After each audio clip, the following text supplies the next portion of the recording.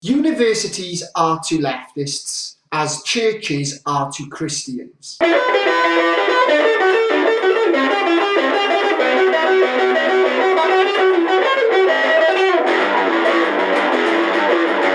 Though leftist social justice warriors can be found practically everywhere today, they originate in one place above all: universities. Leftist indoctrination often begins far earlier than higher education, such as schools and popular culture, but university is where the individual is truly brainwashed by leftist ideology. The university has a similar reverence for leftists as churches do for Christians, mosques for Muslims, temples for Hindus, or any other spiritual site does for its believers.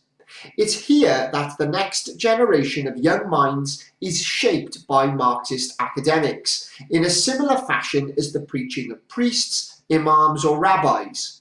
This indoctrination is what I will explore in this video, setting out how this occurs and what happens when society fails to circumvent it. Universities have become some of the most intolerant places in society, where anyone not agreeing with leftist ideology is targeted for character assassination. The ramifications of this are often extensive, including ostracization, being thrown out of university, or having chances of future employment destroyed. University campuses operate in a bubble where normal rules of society do not apply, such as the right to a fair trial or to cross-examine your accuser.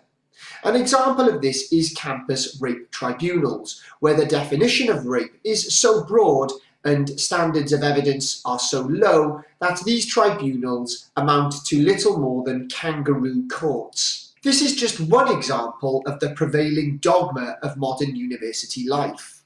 Leftists on campus now undermine the old tradition of free speech by demanding that they have the right not to be offended, or the right to feel comfortable, as it has been described in some cases. Those that don't adhere to leftist groupthink are targeted for character assassination, while the most totalitarian interpretations of freedom are pushed unhindered by leftist mobs on campus. Leftists have even demanded that what they deem to be misogynistic material, such as the UK's Sun newspaper or certain music, be banned from campus. The hysteria surrounding rape on university grounds has reached such fervour that first-year students at Cambridge are expected to attend sexual consent classes to weed out pre-rapists. Very little epitomises this leftist feminist hysteria more than the protests that occurred when Warren Farrell gave a talk at Toronto University back in 2012. Leftists tried to prevent those attending the talk from entering the building by intimidating them, swearing at them, and clashing with the police who were trying to prevent the protesters from entering the building. Even the police were subject to verbal abuse, and during the talk itself, the protesters made every effort to disrupt it from outside. But why, one might ask? Because Warren Farrell contradicts the feminist narrative of patriarchal oppression against women. Farrell has shown that, in many instances, it's actually men that suffer the most in society, such as more men being homeless and more suicides being committed by men. The source behind this authoritarianism is easy to pinpoint, but nothing highlights this more than the fact that university campuses are incredibly hostile places for anyone that contradicts cultural Marxist ideology, particularly straight white men, patriots, Christians, or free market advocates. University faculties are now overwhelmingly controlled by a culture of leftist exclusion, where anyone that doesn't belong to the same ideology is kept out, therefore creating an echo chamber of severe intolerance where critical thinking is marginalized. Taxpayers fund this monopoly on education, which is really nothing more than a front for brainwashing impressionable minds into accepting Marxist dogma. This activity verges on cultic, but like every cult, it's only considered such if it's not established in society. The question is, how does this brainwashing occur? Academic courses have been gradually set up in the educational establishment that brainwash people with Marxist ideology, replacing reason and evidence with unquestioning obedience and the regurgitation of leftist dogma. The reason why this can be compared to a religion is because, much like cultic forms of religion, followers are not expected to think about what they are being told, but merely to accept it unquestioningly. When faced with anyone that disagrees with this dogma, followers are trained to rely on faith over reason.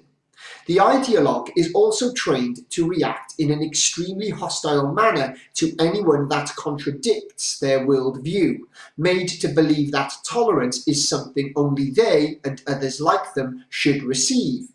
Anyone else deserves nothing but contempt and aggression, to the point of ruination for others outside their group. Once someone is brainwashed in this manner, it becomes almost impossible to undo. These individuals then leave university having studied courses with little to no economic value. All they're truly capable of is attacking the society around them, putting in the groundwork for their own ideology to take its place. The leftist establishment has made massive gains in society by relying on this tactic, and without it, the left would probably be all but wiped out in one generation. Universities have been churning out leftists for decades, and these people now occupy positions in every facet of society, from the media and politics to business and education.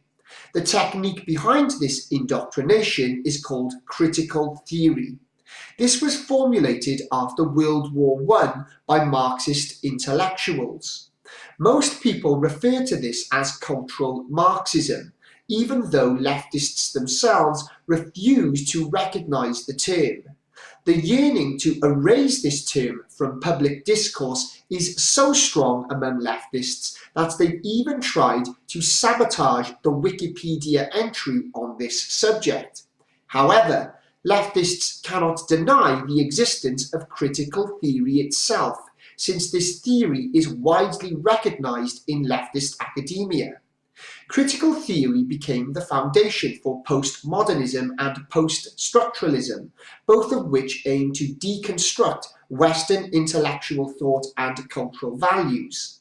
This is done through constant criticism of Western society, where cultural pessimism replaces a love of one's identity. Like brainwashing, this destroys the individual's sense of self, and only once this occurs can they be programmed to think like a leftist, where group consent is the only basis for truth. Anyone that doesn't conform to this standard is then considered the enemy. Perhaps there is nothing more terrifying than the history of the Chinese Cultural Revolution to show what happens to young minds when leftist academia is left unchecked. After the disastrous Great Leap Forward, China's communist leader Mao Zedong was losing favor with the people and the established order. Mao therefore hatched a plan to win back the people's favor, inspired by Hegel's dialectic. He did this by inciting students to attack alleged class traitors within Chinese society, raiding people's homes, torturing individuals, and enacting summary executions. This even involved young people targeting their own parents and constant disruption in society through noise and marches. No one in society was allowed to interfere with this, not even authorities. As if this chaos wasn't enough, Mao then announced that previous class traitors were now accepted as members of the Chinese working class, who were also permitted to avenge any suffering caused to them during the Cultural Revolution. This led to violent clashes between different groups, and after 10 years of this chaos, people yearned for Mao to create order, even though Mao was the mastermind behind everything that transpired. Mao, however, had achieved his objective of being accepted once again as the ruler of China by exploiting young, naive, and brainwashed Chinese minds. Providing rights to those that intend to take yours away is perhaps the greatest mistake one can make when dealing with leftists. Greater still is using taxpayer money to fund those that are planning your demise. Unless this is taken away, leftists will continue to use universities to convert the next generation of zealots to their cause. This is Rocking Mystery, over and out.